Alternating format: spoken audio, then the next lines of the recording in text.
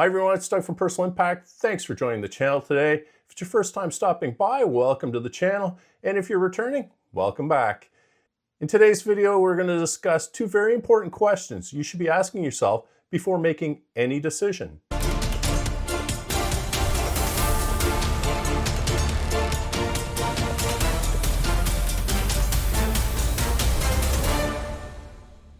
Ever had to make a decision in the heat of the moment and thought, why did I do that? It could be something simple like responding to an email, spending money you just really didn't have to spend, or saying yes to something you really didn't have time for.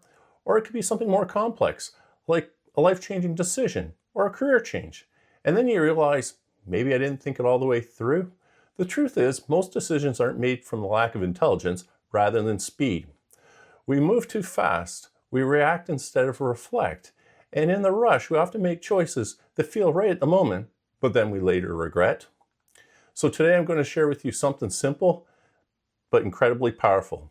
Two questions you need to ask yourself before making any decision.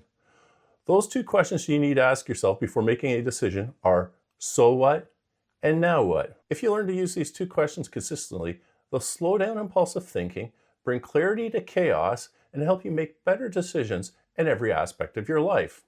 So let's dive into it and look at the first question. The first question we always need to ask is, so what? Now, it might sound very dismissive at first, but it really isn't. It's actually the opposite. It's not about ignoring something, rather than about understanding the importance. When we ask, so what, we force ourselves to pause and reflect. You're stepping away from emotion and urgency, and you're asking yourself, is this actually important? Does this require a decision right now? Or am I acting on emotion, anxiety, pressure, stress? Because not everything deserves immediate attention. Some things feel important, but aren't urgent. Other things feel important, but aren't actually within our control. And this is where the question, so what, becomes so powerful. It helps us filter reality and move away from emotional thinking. Questions we need to ask are, so if I didn't do anything, would actually anything change? This question helps eliminate several emotions: stress, anxiety, pressure, sense of urgency. We often feel like we have to respond immediately to everything in life. Another question is, so how many people are affected by this decision?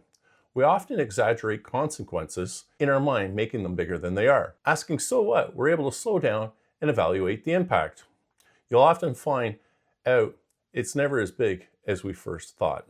And finally, do I need more information, expertise, advice? One of the biggest causes of bad decisions is incomplete understanding of the situation. We decide too quickly with half the picture. So what allows us to pause long enough to realize maybe I don't have enough information. Maybe I should ask someone who has been through this experience before. Maybe I should wait before I react so I can gain a better perspective. Asking the question, so what, is really about creating the pause to avoid acting on emotion or impulse. Because you can't solve a problem clearly until you understand it honestly. Once we have gained clarity and understanding of the situation, we need to ask ourselves the second question, now what? So what helps us understand, now what helps us act. Now what is about taking direction and action. Once you decide something matters and needs attention, you need to figure out how to go about it. There are several questions we need to ask. What's the best course of action? Not the easiest, not the fastest, the best. What are my alternatives? A safer option, a less expensive option, a lower risk option, a more strategic, possibly long-term option. What resources do I need? This is where realism comes in.